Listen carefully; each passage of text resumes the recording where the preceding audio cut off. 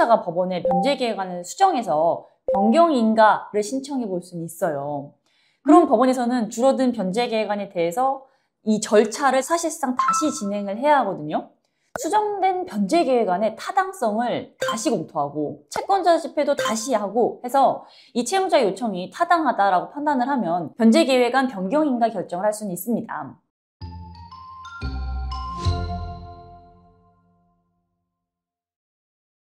안녕하세요. 회생이 답이지의 이미지 변호사입니다. 개인 회생에 관심이 있으신 분들이라면 개인 회생에는 일정한 월 소득이 있는 것이 필수적인 조건이고 월 평균 급여에서 최저 생계비를 뺀 금액으로 가용소득이 정해진다는 사실 정도는 많이들 알고 계신 것 같아요. 그래서 이제 제가 개인회생 상담을 해보면 구체적으로 개인회생 전후에 월 소득이 변경되면 어떻게 되는지를 물어보시는 분들이 많으시더라고요. 오늘은 개인회생 전후에 이직을 하거나 퇴사를 하는 등으로 소득의 변경이 있을 때 어떻게 처리되는지에 대해서 자세히 설명을 드리도록 하겠습니다. 먼저 개인회생 전에 이직을 하게 되면요. 법원에서는 지속 가능한 소득이 발생할 수 있는지를 확인하는 데 가장 중점을 두게 되는데요.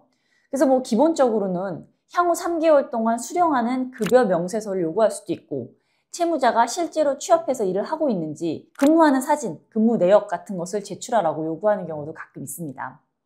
그런데 만약에 개인회생 직전이나 혹은 개인회생 신청서 접수 후라도 개인회생 인가결정 전에 이직을 했는데 월 소득이 줄어드는 경우에는 법원 입장에서는 이 채무자가 변제금을 낮추기 위해서 월 소득을 줄여서 일부러 은닉하려는 것이 아닌지 의심을 할 수가 있거든요.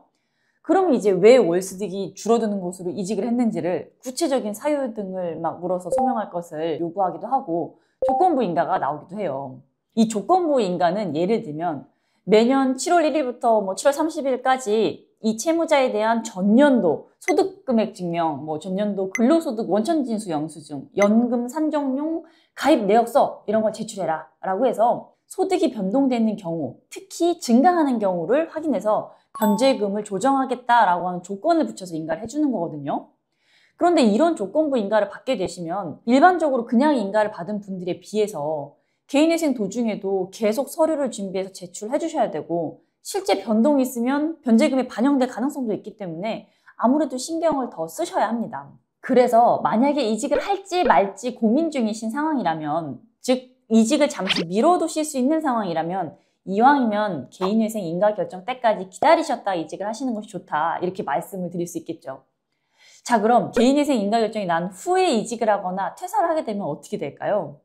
이게 현실적으로는 인가결정이 난 뒤에는 인가된 그 변제계획안에서 정해진 변제금을 꼬박꼬박 납부하기만 하면 이 채무자가 이직을 하거나 퇴사를 한 사정을 법원에서 알기는 어려워요.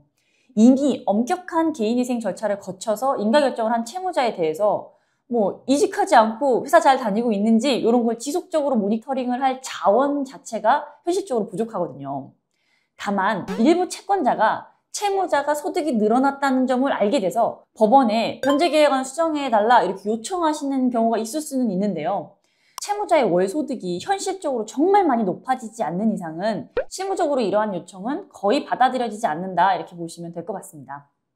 그런데 반대로 이 채무자 입장에서 개인회생 인가결정 후에 개인적인 사정이 있어서 소득이 많이 감소를 했다 이런 경우라면 채무자가 법원에 변제계획안을 수정해서 변경인가를 신청해 볼 수는 있어요. 그럼 법원에서는 줄어든 변제계획안에 대해서 이 절차를 사실상 다시 진행을 해야 하거든요. 수정된 변제계획안의 타당성을 다시 검토하고 채권자 집회도 다시 하고 해서 이 채무자 요청이 타당하다라고 판단을 하면 변제계획안 변경인가 결정을 할 수는 있습니다. 다만 당연히 법원에서는 변제계획의 변경에 대해서 굉장히 엄격히 판단을 하기 때문에 웬만해서는 해주지 않는다라고 보시면 되고요. 저희도 어느 정도 소득이 감소하는 정도로는 이런 변경 신청을 하실 것을 권해드리지 않아요. 간혹 이미 개인회생을 하고 있는데 현재 제 월 변제금이 너무 높은 것 같아요 라고 해서 상담 신청을 해주시는 분들이 계신데요. 지금 말씀드린 것처럼 변제계획안의 변경인가를 받는 것은 객관적으로 봤을 때 굉장히 타당한 사유가 있어야 하고 소득의 감소폭도 커야 되기 때문에 현실적으로 굉장히 어렵다라고 생각하시는 것이 좋고요.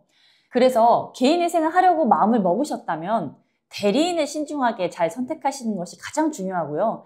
이제 대리인을 선택하셨으면 그 대리인에게 모든 정보를 오픈하고 적극적으로 협조해서 처음에 반드시 최선의 변제 계획안을 만드셔야 한다. 이렇게 기억을 해놓으시면 좋을 것 같습니다.